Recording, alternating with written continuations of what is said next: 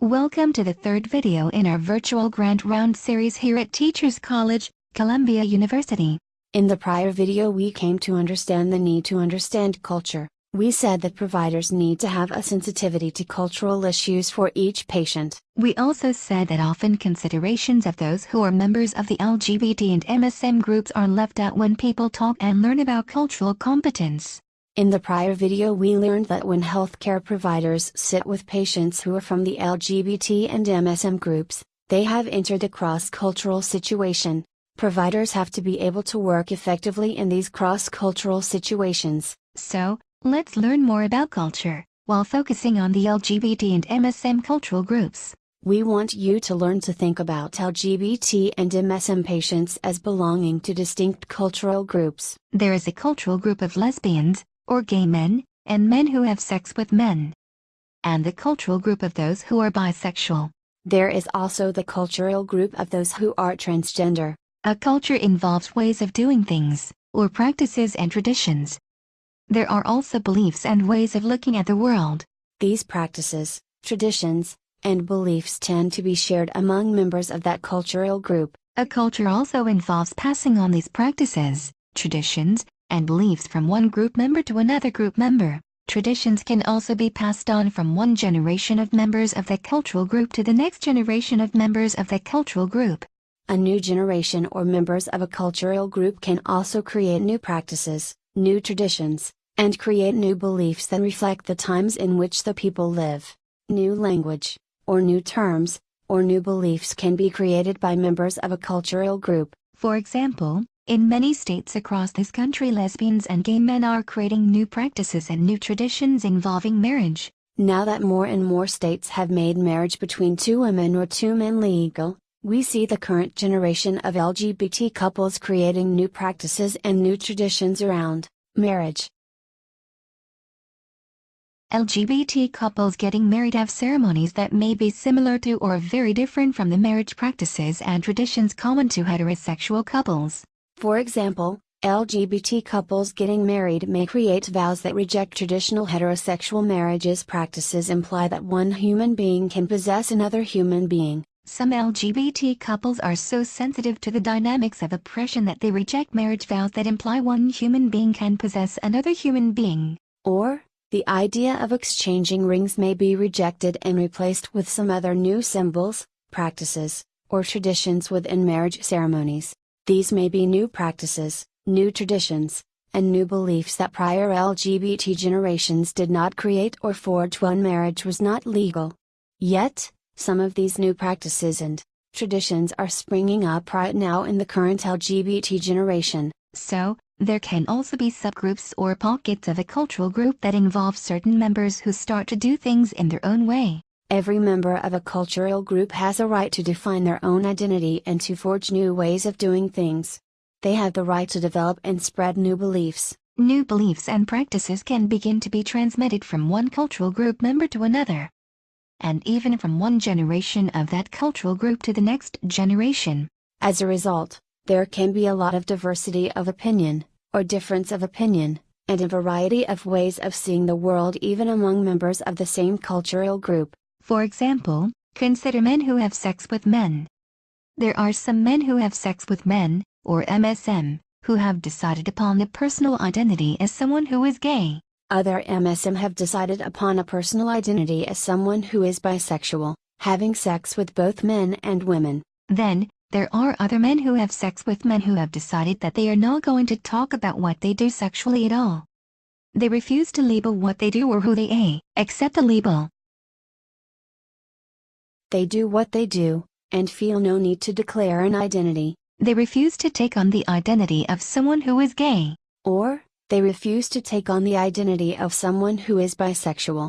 So, this is an example of how there can be a cultural group of MSM, and a subgroup or pocket of the cultural group who do things in their own way, such as refusing to talk about what they do sexually with other men, and even what they may do sexually with other women, or refusing the label or identity of being gay or bisexual. There is another subgroup or pocket within the cultural group of men who identify as gay who strongly believe that all men who have sex with men would be better off if they took on the identity of being gay. They view accepting the identity of being gay as achieving a higher level of psychological health. Some professionals agree with them, including many psychologists and psychiatrists. Many view it as a positive step for any man who has sex with other men to take on the identity of being gay. Within this view, taking on a gay identity is seen as suggesting acceptance of oneself and attaining a higher level of maturity. Some gay men believe that every man having sex with other men should be open and share what they do, talking about it freely, or being out of the closet and open about their sexuality. On the other hand, some gay men believe that it is best to respect the privacy of those gay men who decide not to share about what they do sexually with other men. Being discreet or keeping one's sexual activities private is seen as a legitimate way to live one's life by some other gay men. Many psychologists and psychiatrists agree with this view, also. For example, in the Black or African American community, some men who have sex with men are very active in the church. They perceive their church as condemning the behavior of men having sex with men. They feel pressure to keep their sexual activities with other men private. They may even feel pressure to date or marry a woman. Yet, they may still have sex with other men. Fortunately, many churches in the Black or African American community have begun to embrace and accept the diversity in sexual orientation and sexual behavior among their church members. Many ministers, pastors, and reverends have stopped preaching against homosexuality, especially because of the HIV and AIDS epidemic. Other men who have sex with men, and gay men, who belong to a variety of religious and spiritual traditions, take many different approaches to their sexual behavior and identity. As providers, we have to be ready to understand and accept all of these approaches. That means accepting patient decisions to be open and out about sexual behavior, and accepting patient decisions to be private and in the closet about sexual behavior. It is one thing to encourage a person to be open and out when it comes to their sexual behavior or sexual preferences or gender identity. It is another thing to consider the reality that in some families and communities a person can be rejected, thrown out, and even subjected to violence, or killed because of their sexual behavior. So, we recommend that a healthcare provider exercise caution. Understand that the process of deciding to be open and out, or to come out of the closet, or share openly with others is no minor affair. There can be serious repercussions. Individual members of the LGBT and MSM cultural groups have to go through their own process and make the decisions that are best for them when it comes to being either open and out about their sexual behavior, or private and in the closet. As healthcare professionals, we have to respect these decisions. And, if we are fortunate enough to have our LGBT and MSM patients return to us again and again for healthcare, over a long period of time, then we may be able to witness changes over time in their decisions to be open and out, or private and in the closet. A new partner in a patient's life may lead to a patient being open and out. Or, a new partner or a new job may lead to a change toward being private and in the closet. Their new partner may have a high-profile job, and is not ready to risk the repercussions of being open and out of the closet. They might feel like they would be risking their next promotion. Because of having this new partner, a patient who was once open and out might agree to start being more discreet and private about their sexual behavior. Or, someone might get a new job where they work with children. They might be concerned that some conservative parents might protest their working around their children. So, someone who used to be open and out might start being more discreet and private about their sexual behavior, because of their new job working with children. The goal is to be accepting of whatever position the patient takes on these issues.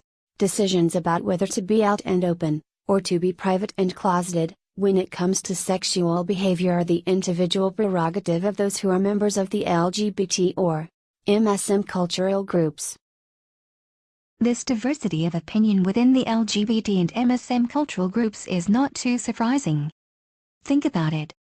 There is a lot of diversity of opinion and difference of opinion within the cultural groups of those who embrace Black culture, or Jewish culture, or Italian culture, or even American culture. So, We find the same diversity and difference of opinion within LGBT and MSM cultural groups. At the same time, there are enough ways of doing things, practices, beliefs and traditions that are shared in common among members of these groups to justify our speaking about their being a culture shared by lesbians, or a culture shared by gays, or a culture shared by bisexuals, or a culture shared by the transgender. For example, there may be at least one shared practice and belief, that one has the right to love and be sexually intimate with someone of the same sex or gender.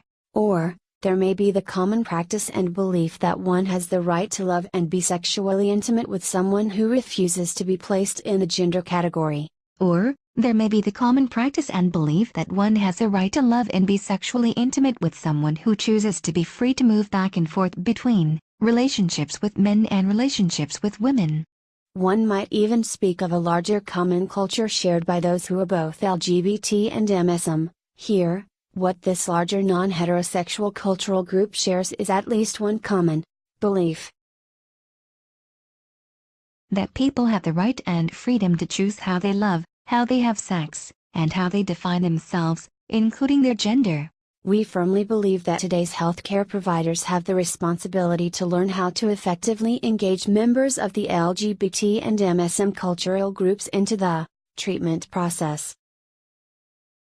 Contemporary healthcare providers have the responsibility and obligation to become culturally competent. Being culturally competent means entering the worldview of that one person sitting in the consultation room with you in your treatment setting. The worldview of that one person sitting in your consultation room may be unique as a man who has sex with men. It may be a unique worldview and very different from other MSM. Their worldview may be influenced by their level of education, their socioeconomic status, where they work, where they pray, as well as by their partner and family. To enter the worldview of that one patient is to ask the kind of questions that allow that person to share what they believe, what they practice, and what they consider to be their cultural traditions, especially when it has an impact on their health or how you treat them when you deliver healthcare services.